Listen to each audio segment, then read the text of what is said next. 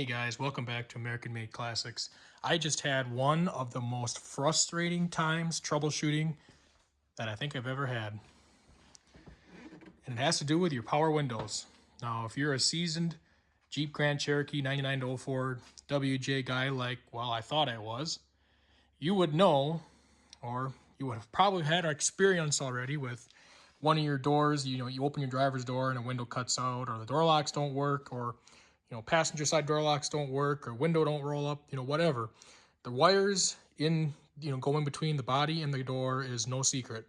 They break, they bind up, they just don't have much room and they break. Or they just get corroded, whatever. It's no secret. Wiring, bad, okay? I had this issue now where I'm gonna put the car in the run position. If I have my keys somewhere. Okay, car's in the run position, right?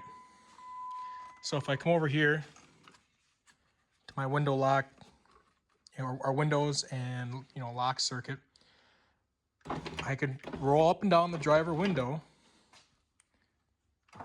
and the driver's side rear. Now, usually this just means I got broken wires in the passenger door, right? Because I don't have anything going over there. If I go up and down, I got nothing. I can control the mirror.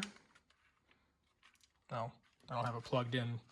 But believe me, I can control the driver mirror, but I can't control anything on the passenger side. So again, I came under here, and just like I said, 999,999 times out of a million, you got bad wires here. Unfortunately, don't mind the, don't mind the caps. I was troubleshooting. That's just to get power in and out and all that. Long story short, I'm probably going to end up putting new harnesses in, but this is just troubleshooting. Because like I said, there's stuff laying all over the car, troubleshooting. So like I said, I spliced wires, I respliced wires, I resoldered wires, I looked around. It's like, okay, I don't think the problem's here in the driver door. So I go over to the passenger side. And I've never messed with the passenger side ever. In the almost 10 years I've owned this car, I've never been in the passenger side door, wiring. And again, this is from me. I cut the insulation off trying to troubleshoot. I thought I had no power here. I cut it off. Again, I'm going to have to get new wiring harnesses because now this really does look like crap. So anyway, as I was saying, I even ran separate power right from the battery, because your orange and white wire is your power. And this is usually what breaks. You usually break either your orange and white, which is fused power, or you break your black for your ground. And I checked. I'm like, what the heck? I have power here. I even checked at the switch. I have power. Now, one thing you got to keep in mind is these are actually modules. And they send a power signal or a communication signal out through this little yellow with a purple stripe on it. And they actually communicate back and forth to each other.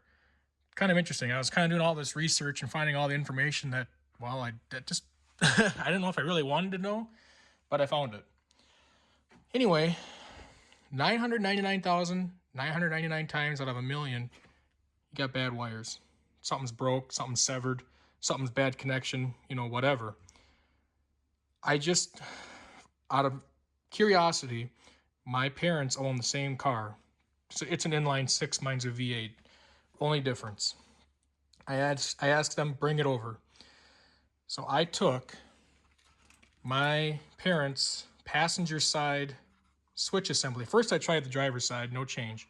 Still had nothing over here, no power windows, no locks, and before I go any further, one thing also, my rear hatch doesn't unlock either.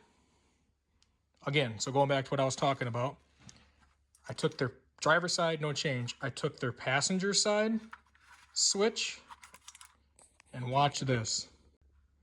This is the passenger side switch for my parents' car now. I got windowage. I got back windowage. If I can find I got back windowage.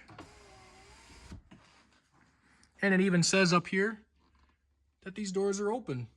My passenger door is open. Before I didn't have that. Just because that switch was bad. And I have not run across that yet.